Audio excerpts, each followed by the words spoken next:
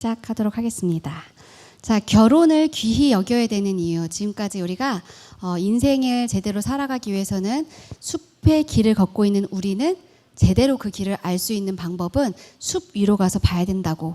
그거는 바로 숲 안에서 살고 있는 우리가 바라보기 위해서는 숲 위에서 올라 나오는 그 빛을 따라 가야 된다고, 하나님의 말씀을 통해서 가야 된다라는 말씀을 드렸고요. 그리고 결혼에 대한 하나님의 대답은 두 가지. 결혼을 귀히 여기는 것과 침소를 더럽히지 않는 것. 그 중에 첫 번째 파트인 결혼을 귀히 여기는 것에 앞에 여러 가지 이유가 있었고요. 그리고 그 중에 마지막 이유인 결혼은 사랑 훈련소이기 때문에 라는 이유로 말씀을 드리려고 합니다. 결혼을 귀히 여겨야 하는 이유, 마지막 이유이자 가장 중요한 이유는요, 결혼을 통해서 우리는 사랑을 배울 수가 있습니다. 아까 말씀드린 것처럼 흔히들 결혼을 사랑의 완성이다. 그래서 우리가 디즈니 만화 같은 거 보면은 they lived happily ever after. 그래서 그 뒤로 행복하게 살았답니다. 끝 하면서 결혼식 장면 나오잖아요. 근데 그게 사단의 아주 교묘한 가스라이팅이에요. 잘 생각해 보세요, 여러분. 그렇게 해서 끝나지 않아요. 절대 삶은 그렇지 않아요. 이게 사탄의 세뇌 작전이 어려서부터. 그러니까 자꾸 사람들이 그런 거 보면서 나도 공주처럼 저렇게 잘생긴 왕자님이 아니면 결혼하고 싶지 않고, 나도 저런 공주가 되고 싶고, 그래서 끝을 내고 싶은 거예요. 아니에요. 그렇지 않고요. 속으시면 안 되고, 사랑의 끝이 결혼이 아니라 사랑의 시작이 결혼인 겁니다. 자, 그런데 사랑을 뭐라고 생각하냐면, 많은 사람들이요, 사랑을 서로 막 좋아하는 느낌, 보고 싶은 느낌, 간질간질한 느낌, 그 꽁냥꽁냥한 분위기, 그걸 사랑으로 착각하는 사람이 많아요. 그거는요, 우리 뇌에서 나오는 도파민이거든요. 누군가를 좋아해서 생기는 화학 물질이에요. 그래서 이거는 몇 달 안 가고 많이 가봤자 몇 년 안 가요. 2, 3년이면 끝나요. 그러면 이제 어떤 생각하면 난 사랑이 식었구나 하고 너랑 헤어져야겠어. 난 진짜 사랑을 원해. 그러니까 진짜 사랑 못하고 맨날 썸만 타다가 끝나고 진짜 책임질 수 있는 사랑의 단계까지는 가지를 못하는 거죠. 자, 진짜 그럼 하나님이 원하시는 사랑은 뭘까요? 성경에서 말하는 그 사랑은 오래 참고 온유하며 시기하지 아니하고 자랑하지 아니하고 교만하지 아니하고 무례 행치 아니하고 자기 유익을 구하지 아니하고 성내지 아니하고 악한 것을 생각하지 아니하며 불의를 기뻐하지 아니하고 진리와 함께 기뻐하고 모든 것을 참으며 모든 것을 바라며 모든 것을 견디는 거. 그게 사랑인 거예요. 그게 진짜 사랑인 거예요. 하나님이 우리에게 주시려는 사랑의 수준은요, 서로 좋아서 보고 싶은데 참고 막 설레고 간지럽고 이런 저급한 느낌의 사랑이 아니고, 하나님이 원하시는, 우리가 가서 닿기를 바라는 수준의 사랑은 바로 여기까지인 거예요. 이런 수준의 사랑 여러분 배워보고 싶지 않으세요? 청년분들, 네, 결혼하셔야 됩니다. 네, 왠지 아세요? 사랑은요, 느낌만 좋아서 느낌 좋을 때 하는 건 사랑 아니거든요. 그건 기호거든요. 난 이거 좋아해. 난 이런 사람 좋아해. 그건 기호지. 진짜 사랑은 내가 원하지 않고 내가 사랑할 수 없는 자를 사랑하는 게 바로 하나님이 가르쳐주고 싶으자 하는 그런 사랑인데, 잘 생각해 보세요. 여러분, 인간관계 가운데 진짜 안 맞는 사람이 있어. 그럼 어떻게 되죠?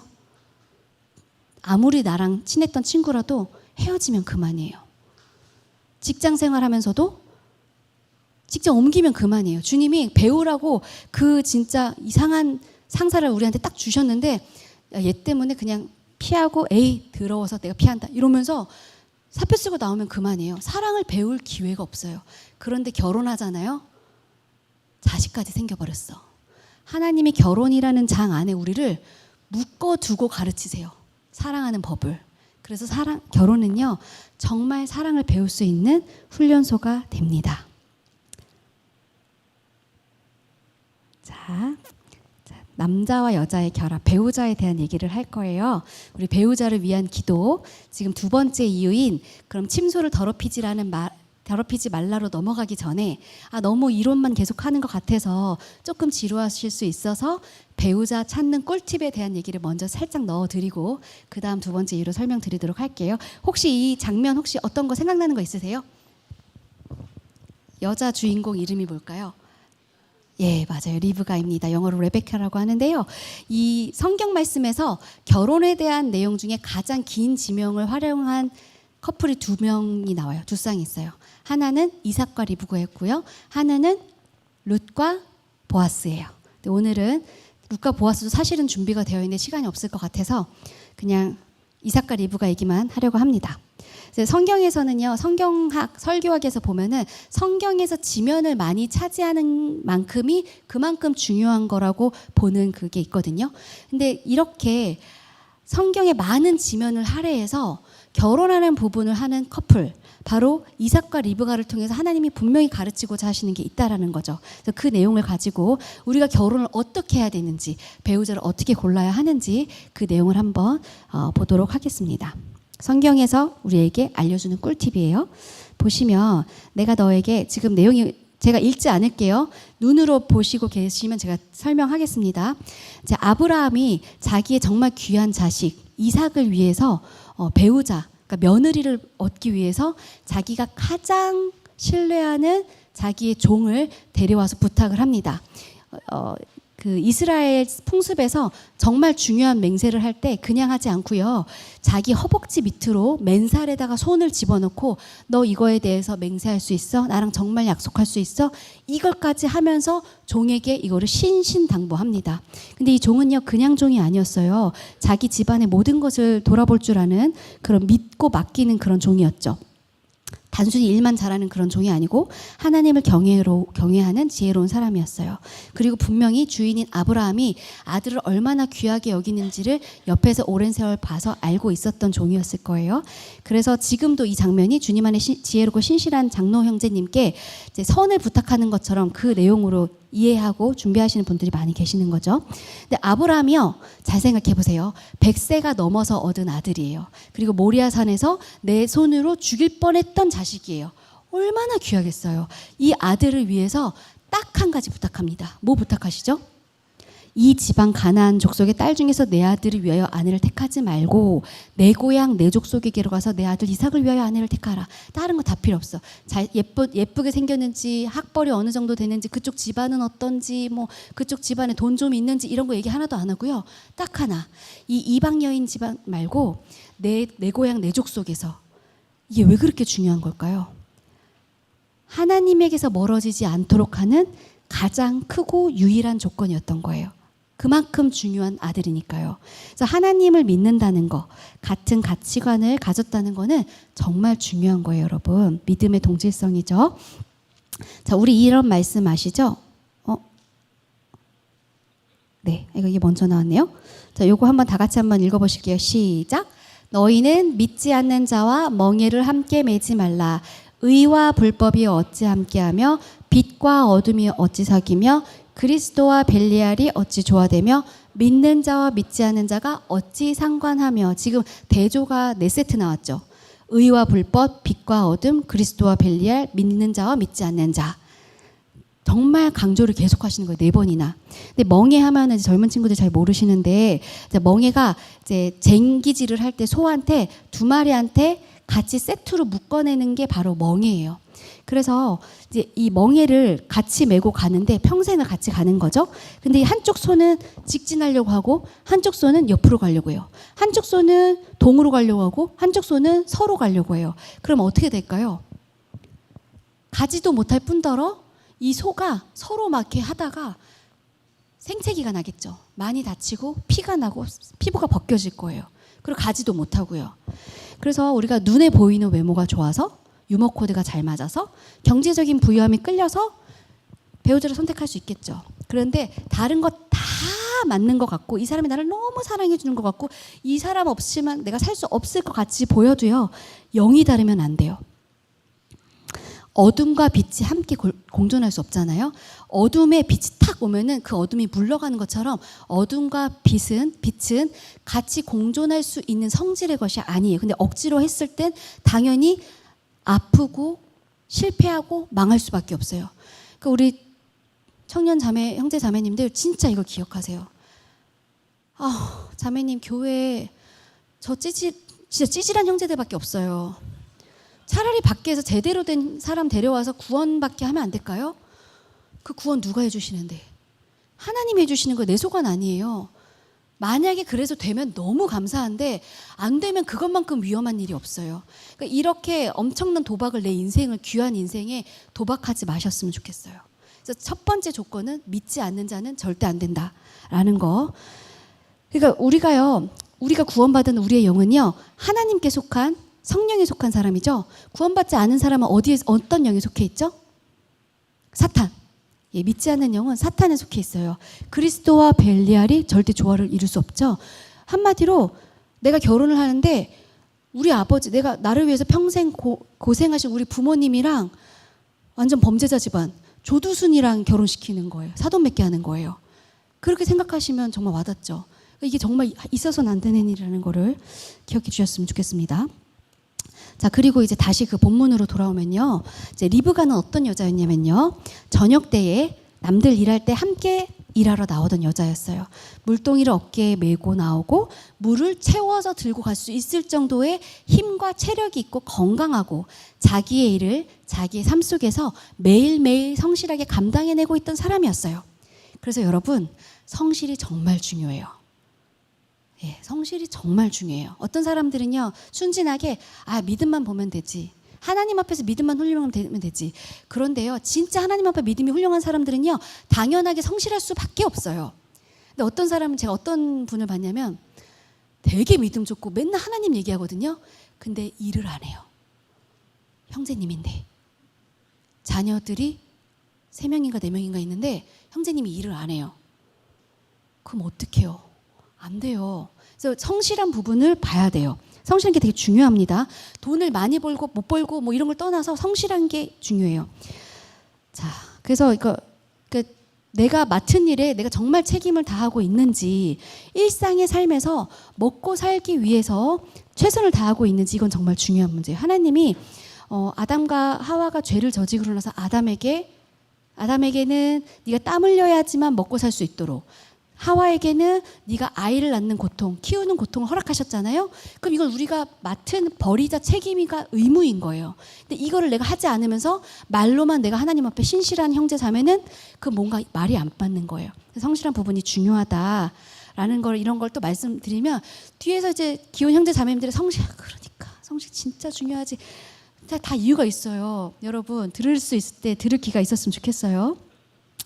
자, 그리고 또 이 리브가가요, 어떤 정도로 성실한 것뿐만이 아니고요, 성품이 훌륭했어요. 보세요. 종이 딱 보고서 저 자매가 왠지 굉장히 성실한데 뭔가 끌려. 그래서 리브가에게 가서 뭐라고 합니까?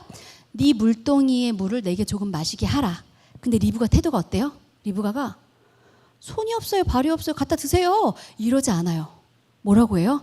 내 주여 마시소서 하면서 급히 그 물동이를 손에 내려서 마시게 해요. 알았어요, 이러지 않았어요.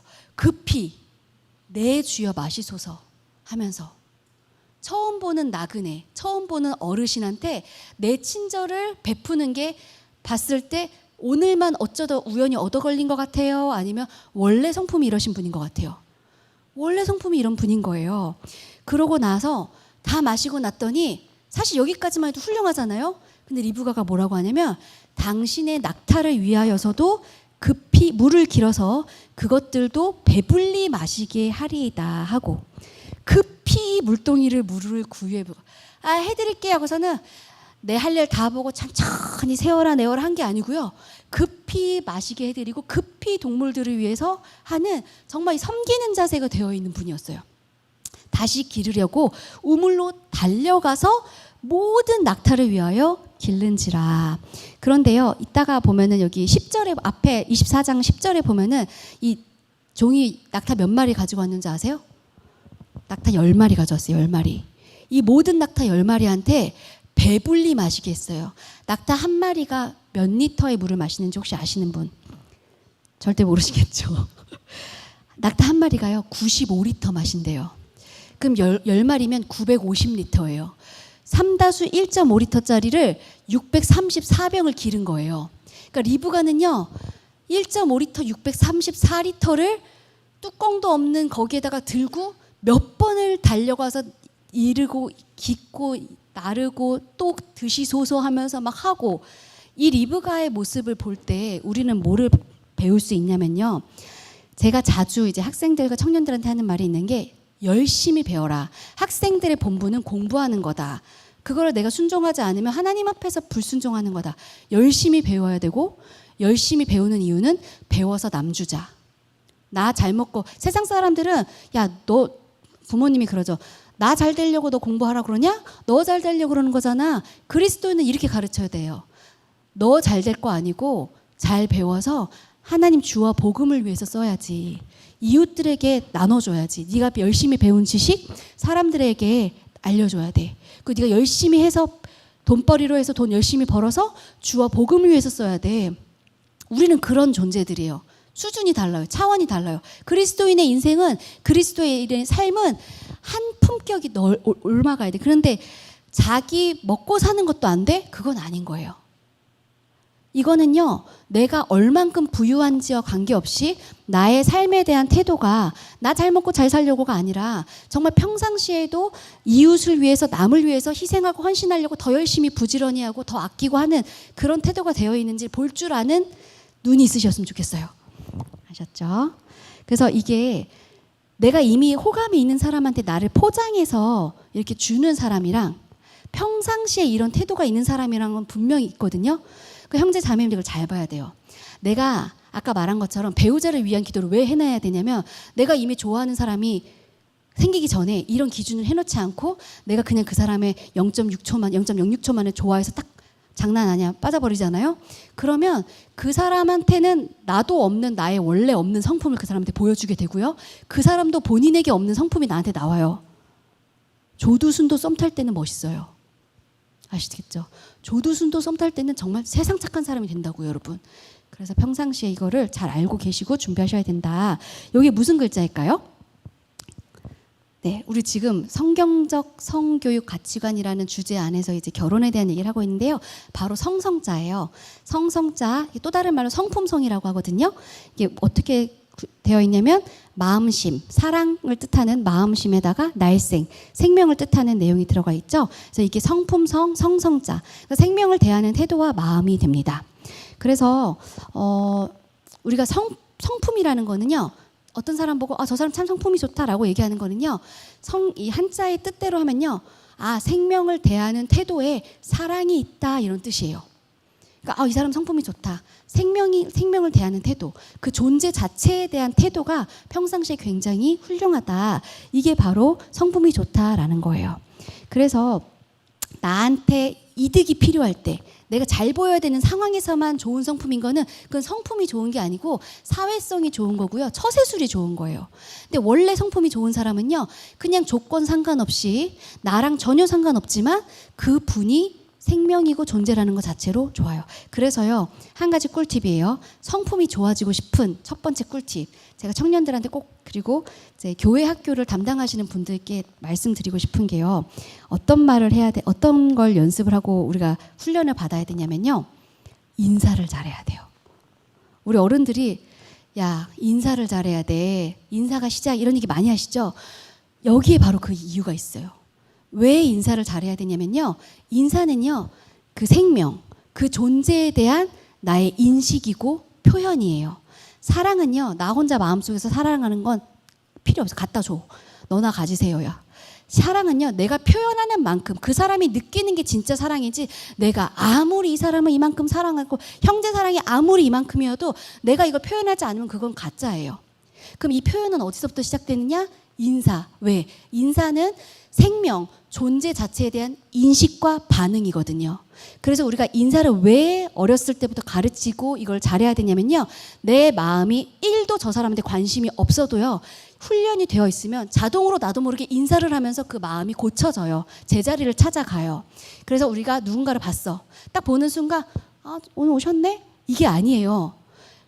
내가 정말로 성품이 좋은 사람이면 다시 역으로 생각해서 내 성품이 좋다라는 거 생명에 대한 존재에 대한 소중함을 알고 거기에 대한 내 마음이 있고 거기에 대해서 사랑하는 마음을 갖게 되는 거 그게 바로 성품이 좋은 사람이고 그러려면 그 첫 번째 첫 단추가 인사를 잘해야 된다는 거예요. 존재가 들어오신다. 하다못해 어린아이라 할지라도 장로님은 말할 것도 없죠. 어른들이든 누구든 딱 봤을 때 보고 저분이 나타났네. 하나님이 지으신 귀한 생명이지 하나님의 형상대로 창조받으신 분이시네. 보고 안녕하세요 인사할 때 안녕하세요 이게 아니라 저분의 존재를 우리가 깊이 깨닫고 하나님의 눈으로 그분을 축복하면서 인사하는 거야. 안녕하세요 하고 이 잠깐 사이 안녕하세요 하는 순간에 마음속으로 기도하는 거죠. 성도님이라면 주님의 임재가 함께 하시기를, 주님께 은혜를 받으시기를, 또는 뭐 믿지 않는 분이라면 제발 하나님 믿으세요. 진짜 당신의 아버지를 만나시기를 바래요. 이게 정말 생명에 대한 그 귀한 마음을 담아서 정성스럽게 인사를 할 때 우리의 성품은 날마다 좋아질 수밖에 없는 거죠. 그래서 네, 짧게 해야 되는데 계속 말이 길어지네요. 자, 그리고 뭐라고 얘기를 하냐면요, 그가 그 사자를 너보다 앞서 보내실지라라고 이제 아브라함이 얘기를 하죠. 거기서 하나님이 너를 하나님이 먼저 가서 하실 거다. 하나님의 인도하심을 구하는 자세가 반드시 필요해요. 그리고 그걸 인정하고 있죠. 그리고 그래서 뭐라고 하죠? 그 종이 기도를 하죠. 하나님 여호와여, 원하건대 오늘 나에게 순조롭게 만나게 하사 내 주인 아브라함에게 은혜를 베푸시옵소서. 말을 마치기도 전에, 방금 전에 그 기도하고 기대했던 것처럼 그대로 하나님이 기도를 들어주셨어요. 그 믿음대로 반응해 주셨어요. 말을 마치기도 전에 리브가가 와서 방금 전에 아까 그 했던 그 행동 다 하는 거예요. 그러면서 그거를 보고선 우리가 저 여자다 바로 아니고요, 묵묵히 주목해서 주님 안에서 분별하는 시간이 필요합니다.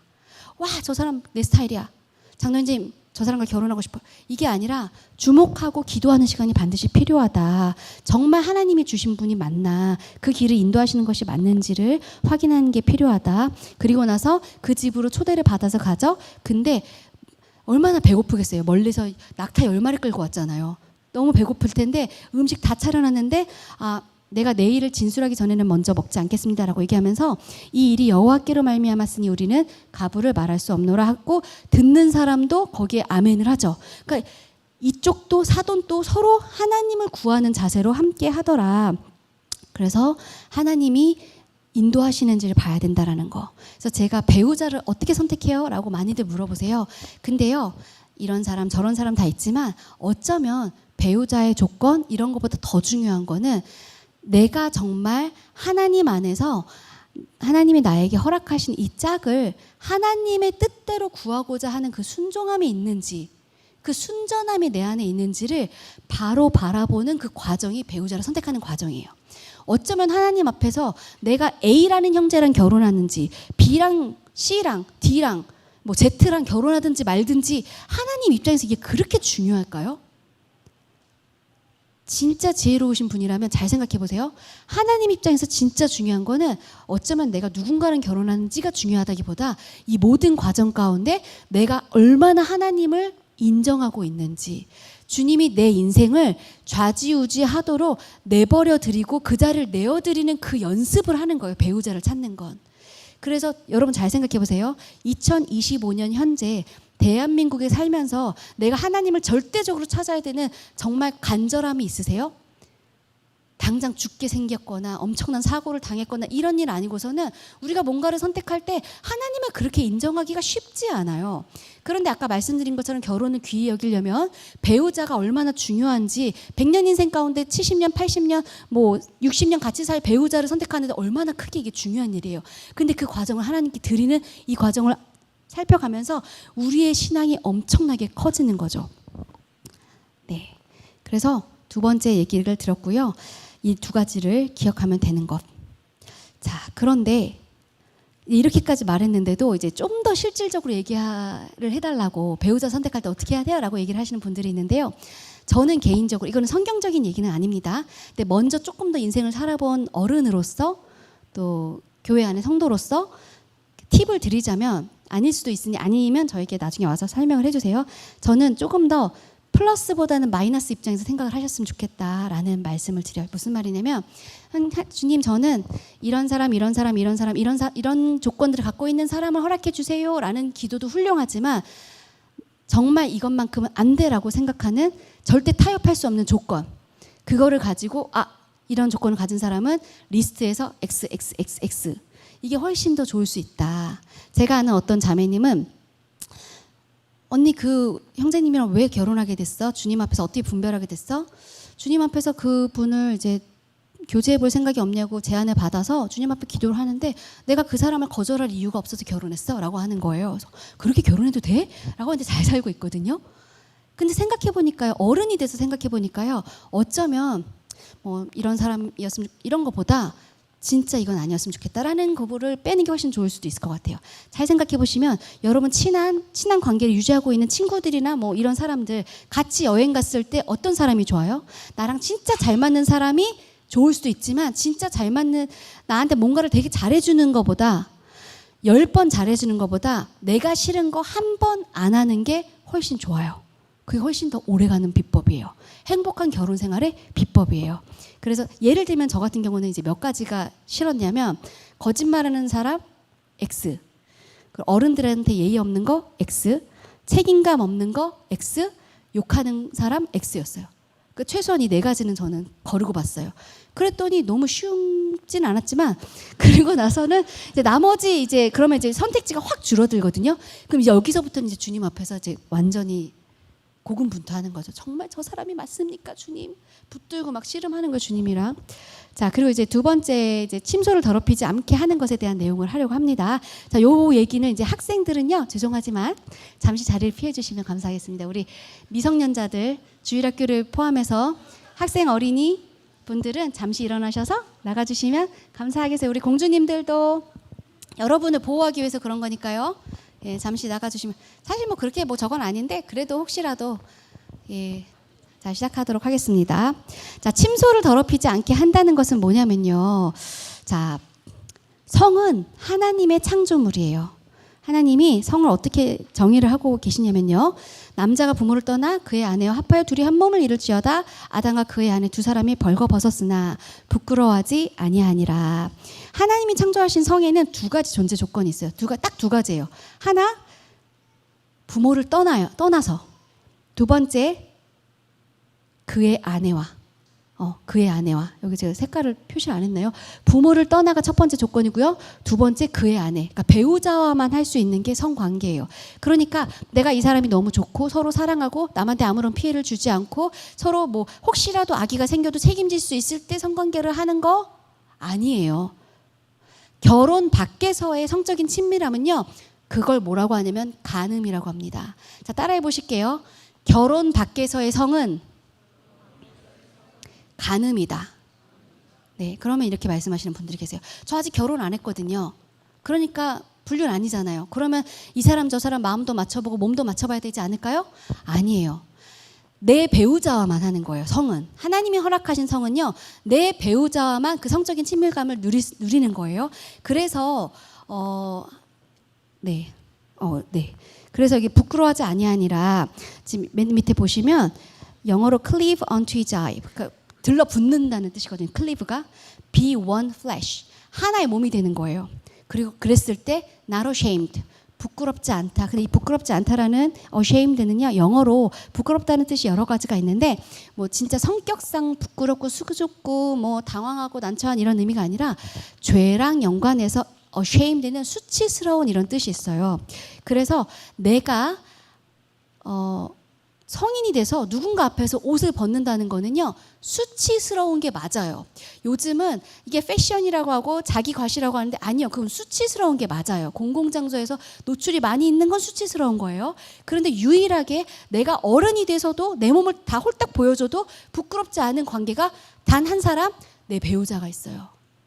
우리가 다 컸는데 엄마 아빠 앞에서 내가 옷을 벗는 거? 부끄러운 거예요. 자녀들 앞에서 옷 벗는 거? 부끄러운 거예요. 사람들 앞에서 옷 벗는 거 당연히 부끄러운 거예요. 대중목욕탕 빼고는. 그럼 내가 부끄럽지 않은 관계는 유일하게 배우자밖에 없어요. 그래서 이렇게 창조된 성을 자꾸 이런 식으로 창조된 성을 자꾸 간음으로 둔갑시켜서 간음을 사랑이라고 둔갑시켜서 가스라이팅하는 사탄의 전략 때문에 많은 청년들이요 착각하고 있어요. 제가 청년들한테 어떤 얘기도 들어봤냐면 교회에서는 그렇게 말하고는 있지만 만약에 결혼을 했는데 궁합이 안 맞으면 어떡해요? 물릴 수 없잖아요. 그러니까 이 사람 저 사람 만나보면서 사실 해봐야 되지 않을까요? 라는 얘기를 하는 거예요. 경험이 없으면 이 사람밖에 없는 거예요. 왜 자꾸 비교를 만들려고 해요? 그러면 안 되는 거예요. 혹시라도 그런 생각을 갖고 계신 형제 자매님들 계시다면 하나님 앞에 우리가 창조 원형으로 들러붙을 필요가 있어요. 하나님은 배우자 이외에는 옷 벗는 게 수치스러운 거라고 말씀을 하고 있습니다. 그리고 이렇게 하니까 이제 교회에서 자꾸 얘기를 하잖아요.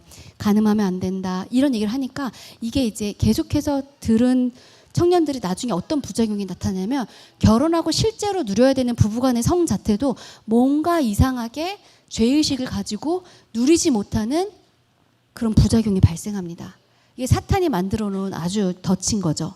근데 우리가 그 부분도 이제 시간이 지나면서 잘 극복해내시기를 바라고요. 부부간의 성관계는 의미는 여러 가지가 있는데요. 우선 첫 번째로 하나님의 문화 명령을 준행하는 첫 단추죠.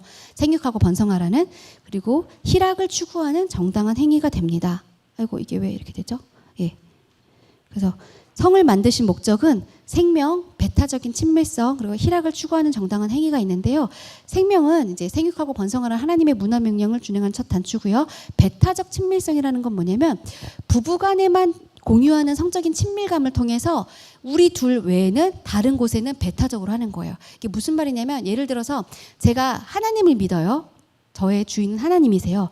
근데 제가 1년 365일 중에 364일 정도는 교회 열심히 다니고 하나님께 기도하고 11조하고 찬양했으니까 부처님 오신 날 정도는 하나님께 부처 절에 가서 비빔밥 먹으면서 공양 드려도 꽤나 훌륭한 크리스찬이지 않을까요? 아니죠. 365일 중에 단 하루만 그렇게 돼도 간음이라는 거예요. 부부간의 성적 친밀감은요. 내가 364일 우리 남편과만 자더라도 자기야 오늘은 좀 오늘은 좀 약간 좀 난 다른 걸 먹어보고 싶어 막 이러면서 별미를 찾듯이 다른 사람이랑 같이 막 잠을 자고 온다? 안 되는 거예요. 부부 안에서만 허락된 배타적인 친밀성을 통해서 하나님 안에서의 이 충성함과 순종을 배우는 거고 훈련을 하는 겁니다. 그리고 희락을 추구하는 정당한 행위가 되죠. 우리가 성적인 쾌락을 추구할 수 있는 정당한 유일한 방법은 부부간의 친밀성만 유일하게 허락하셨다라는 거를 기억해 주셨으면 좋겠습니다. 그리고 영생은 주님과 우리의 관계 아까 말씀드렸는데요. 이 말씀 있잖아요. 영생은 곧 유일하신 찬양 하나님과 그가 보내신 자 예수 그리스도를 아는 것이다. 안다는 것, 이 바로 기노스코라고 하는 헬라 원어인데요. 이 안다라는 표현이 성경 여러 곳에서 성관계와 동일하게 얘기하고 있어요. 자, 그래서 창세기에서 아담이 그의 아내 하와와 동침하매, 이게 다른 버전으로 아담이 그의 아내 하와를 아니 하와가 임신했다라고 있어요. 안다는 것, 그게 바로 성적인 관계예요. 그 정도의 친밀함을 말하고 있거든요. 호세아죠. 진실함으로 내게 장가들리니 내가 여호와를 알리라. 그 성적인 친밀감은요, 부부간의 이 성관계는요, 하나님을 아는 것과 연관이 되어 있어요. 그래서 이거는 다른 어떤 곳에 가서도 안 되고요, 거룩하게 지켜낼 수 있어야 되고 침소를 더럽히면 안 된다라는 거죠. 우리가 힘써 여호와를 알자, 이 알자도 기노스코고요. 하나님과 우리 주 예수를 알므로 은혜와 평강이 너희에게 더욱 많을지어다. 이것도 다 기노스코예요. 그래서 간음을 한다는 거는요, 세상과 벗된다는 거. 내가 하나님도 함께 섬기면서 세상과 벗될 수는 없어요. 두 가지가 동시에 할 수는 없고 반드시 상충되기 때문에 원수된다는 걸 잊지 않으셨으면 좋겠고요. 네, 시간이 없으니까 좀 넘어갈게요.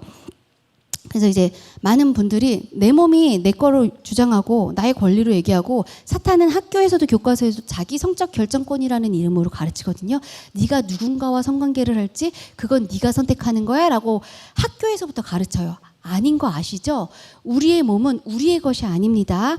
우리 가운데 계신 성령의 전입니다. 하나님이 계신 것. 우리는요, 여기에 대한 권리를 주장할 수가 없어요. 우리는, 왜냐면 이거 누가 사셨어요? 하나님이 핏값 주고 사신 거예요. 그러니까 우리한테는 권리가 없어요. 그리고 성관계는요, 하나됨인데요. 하나가 어떻게 되냐면 육과 혼과 영, 여러 부분 모두 다 하나가 되는 부분입니다. 홈부터 먼저 보실게요. 자, 킹 흠정역 버전을 보시면 이제 야곱의 유일한 딸인 레아가 이제 레아래 디나가 그 땅의 딸들을 보러 나갔어요. 그 땅에, 세상 땅에 다른 여인들은 어떻게 노는지 궁금해서 나갔어요. 그랬더니 강간을 당했죠. 그랬더니 그걸 뭐라고 표현하죠? 그의 혼이 야곱의 딸 디나에게 굳게 붙어. 그의 혼이. 성관계는요, it's just sex. 대사처럼 it's just sex. 그냥 섹스일 뿐이잖아. 이런 게 아니에요. 성관계는 하나가 된다는 거거든요. 혼이 들러붙는 거예요. 자, 그리고 육도 당연히 들러붙는 거죠. 지금 이 얘기를 하기에는 너무 시간이 없어서 성병에 대한 얘기를 제가 사실은 준비해 왔는데 그게 이제 의학 교과서 쪽으로 가면 대학교 가면은 이제 성병의 종류를 세균 감염, 바이러스 감염, 기생충성 감염, 곰팡이균 개념으로 이제 교과서에서 배웁니다. 거기에 대한 이제 이런 거를 막 배우게 되거든요. 근데 이 시간이 없어서 그냥 넘어갈게요. 이런 성병들은 성적인 접촉을 통해서 옮기는 성병인데요. 자, 그래서 결론은 뭐냐면 우리가 코로나 시대 때 서로 손잡는 것도 아니고 어떻게 하는 것도 아닌데 그 같은 공간에 있는 것만으로도 바이러스에 감염이 될까봐 서로 마스크 쓰고 이러고 있었잖아요. 근데 성관계는요, 같이 안 있어도 옮을까봐 이렇게 됐잖아요. 성관계는요, 서로의 피부와 피부를 공유하는 거고요. 점액과 점액이 만나고 체액과 체액이 만나요. 그러니까요, 내 안에 있던 아까 곰팡이, 기생충, 미생물, 세균, 내 안에 갖고 있는 이 모든 종류가 그와 공유를 하는 거예요. 그러면 이제 예를 들어서 퀴즈를 내드릴게요. 저는 이제 한 번도 성관계를 한 적이 없는 사람이에요. 근데 나랑 결혼할 형제는 100명의 여자와 해봤다고 생각을 해보자고요. 그러면 나는 딱 한 번만 했어요. 성병에 옮을 가능성이 있을까요, 없을까요? 있어요. 그러니까 이 100명의 사람과 관계를 맺은 이 사람의 몸속에는 100명의 사람에게 갖고 있었던 여러 가지 세균, 바이러스, 기생충, 미생물들이 다 갖고 있는 거예요. 곰팡이균이. 그러니까 그 사람이 갖고 있던 100명이 갖고 있는 100명 사람들에게 갖고 있던 미생물의 모든 종류를 가지고 있는 거예요. 그래서 육이 하나가 된다는 거 이렇게 무서운 거예요. 그러니까 하나님은요, 우리에게 구구절절 이렇게 다 설명해 놓지 않으셨지만 그래서 우리가 일체의 비결은 순종인 게 하나님이 하라는 대로만 하면 우리가 죽어서도 하나님 앞에서 정말 잘 살고 상급을 받을 수 있지만 이 땅을 살면서도 우리에게 복인 거예요. 우리를 위해서 하나님이 그렇게 만들어 놓으신 거거든요. 그리고 또 내가 콘돔 쓰면 되지, 피임하면 되지, 아니요. 완벽한 피임은 없습니다. 그렇다면 이제 급한 대로 나 우선 당장 결혼을 못 하겠고 성욕은 넘쳐나니까 그럼 어떻게? 급한 대로 음란물로 어떻게 해보자 라는 분들이 계시죠. 빠르게 넘어갈게요. 시간 없으니까. 음란물은요, 우리의 기억력을 저하시킵니다. 15분 동안 그 기억력 테스트를 했더니 음란물 사진을 보여주고 또 다큐멘터리 사진을 보여준 그 집단을 대조해봤더니요, 80점, 67점 단어 테스트를 맞았다는 거예요. 그리고 이제 중독에 걸리는 거죠. 음란물은 중독을 일으키는데요. 중독에 걸리면요, 단순히 그냥 보고 마는 게 아니라 뭐가 됐든 중독에 걸리면 우리 뇌가 물리적으로 변화가 이루어져 버려요. 그래서 왼쪽에 있는 게 정상뇌고요, 오른쪽에 있는 게 음란물에 빠진 뇌의 모습을 공명 영상으로 찍은 거거든요. 한마디로 뭐냐면 신선한 삼겹살을 딱 샀을 때 정말 흰색이랑 빨간색 층이 착착착착 보이잖아요. 근데 가만히 상온에 놓으면 어떻게 되죠? 썩어서 색깔도 변하지만 경계선이 흐릿해지죠. 지금 그 상태가 된 거예요. 더군다나 겉에 하얀색 보이잖아요. 거기가 빈 공간이에요.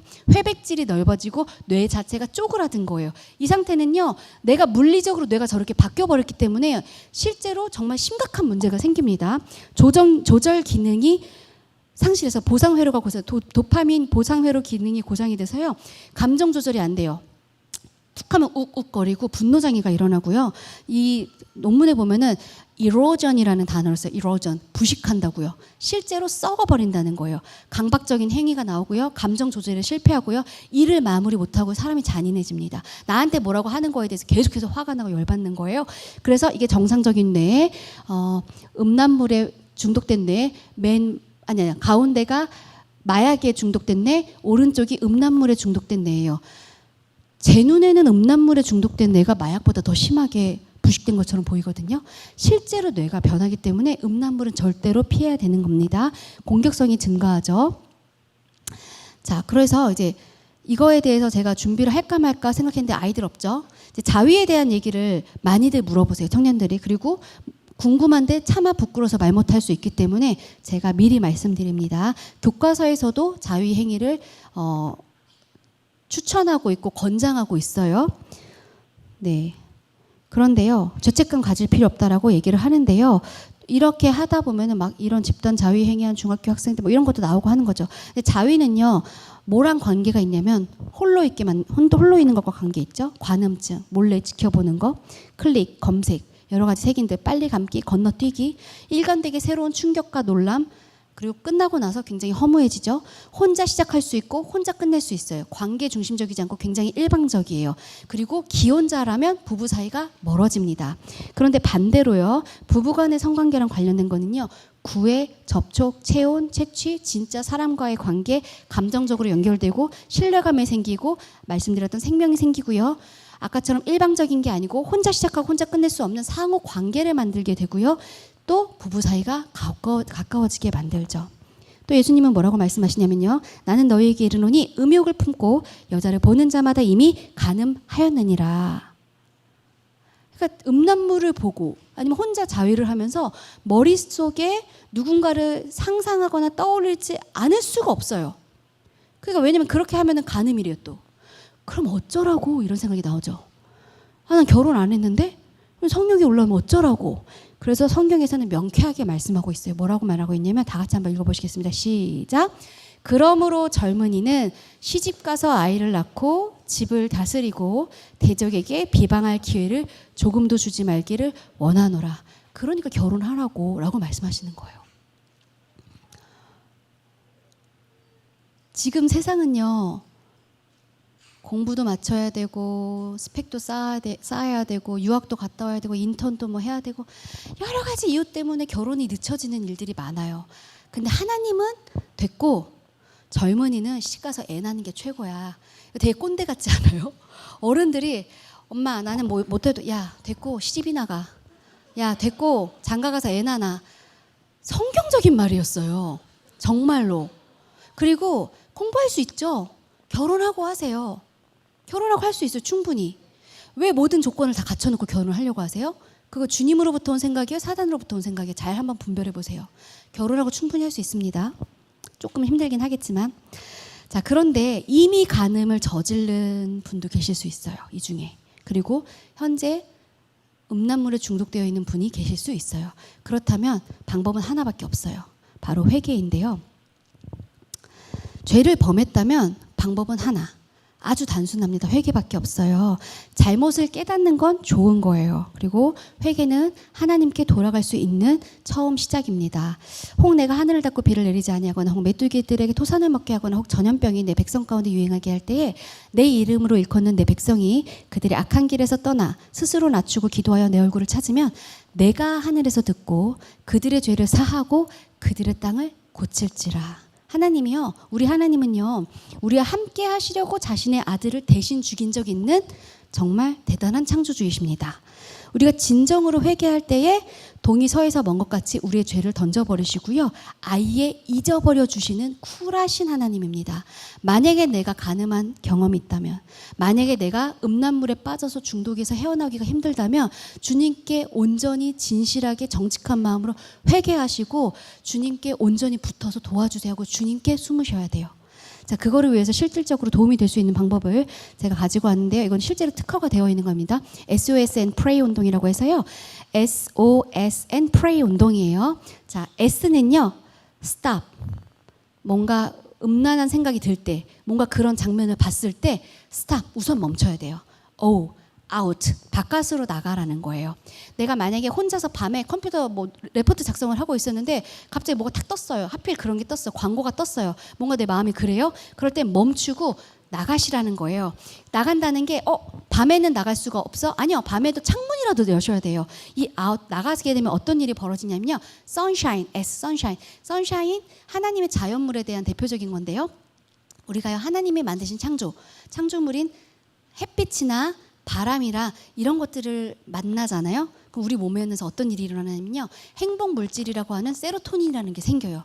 그럼 내가 뭔가 음흉하게 이걸 막 즐기려고 했다가 하나님의 창조물을 내 피부로 몸으로 딱 느끼는 순간 정신이 차리게 우리 몸에 하나님이 그런 걸 만들어 놓으셨어요. 이 세로토닌이 딱 나면서 맞다, 하나님 멈춰야 돼요. 그렇게. 그래서 그리고 pray, 기도해야 됩니다.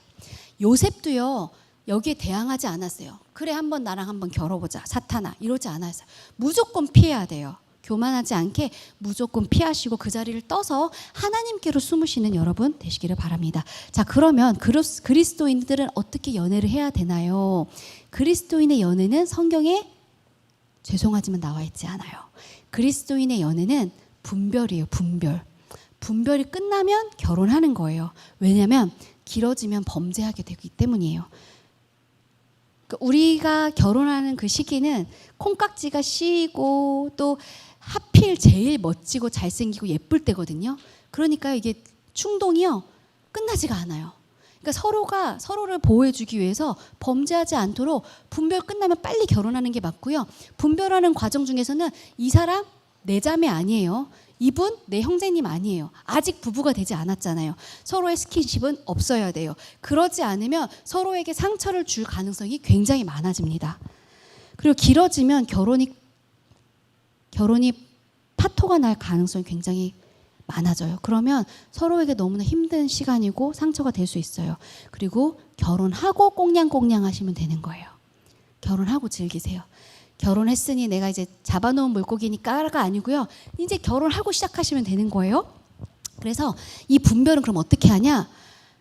우리 한번 이렇게 주님 앞에서 기도합시다. 주님을 반드시 그 자리에 모셔놓고요. 주님 앞에서 우리가 이걸 확인하고 분별하기 위해서 기도를 하면서 내가 평상시에 생각했던 중요한 부분들을 서로 얘기를 하면서 이 사람이 갖고 있는 그 가치관과 나의 가치관이 잘 맞는지 그걸 몇 가지 정하셔야겠죠. 제가 허정원 형제님한테 그 좀 나눴으면 하는 그 주제들을 전달을 드렸는데요. 그런 거 있잖아요. 예를 들면 경제관이라든지 뭐 경제적인 부분은 어떤 경제관념이 있는지 뭐 이런 거 앞으로 어떻게 할지 이런 거 저런 것들을 하면서 이 사람과 살면 너무 좋겠다. 이 사람이 내가 주님 앞에 그토록 기도했던 내 아담이구나. 내 하와이구나라는 것까지 분별을 하시면 되는 거예요. 그리고 끝나면 빨리 결혼하셔야 돼요. 그리고 끝나고 나서 빨리 결혼하셨잖아요. 주님 안에서 부부간의 성적인 친밀감을 마음껏 누리세요. 마음껏. 아주 신나게. 그 주님이 기뻐하시는 일이세요. 자, 그리고 많은 분들이 고민을 하시죠. 근데요, 결혼하고 나서 사랑 식으면 어떡해요? 막 이런 얘기를 하시는 거예요. 궁금하시죠? 여러분들이 볼 때는 이제 나이 드신 어른들 보면은 저렇게 검버섯 잔뜩이고 막 뱃살 나오고 머리 다 날아가고 막 이런데 어떻게 서로 살붙어 있기고 살지? 이렇게 생각하실 수 있겠죠? 근데요, 놀랍게도요. 자, 이게 혹시 제가 조금도 보정하지 않은 원본 사진입니다. 저희 결혼식 사진이거든요. 그리고 또 다른 결혼식 사진을 보여드리겠습니다.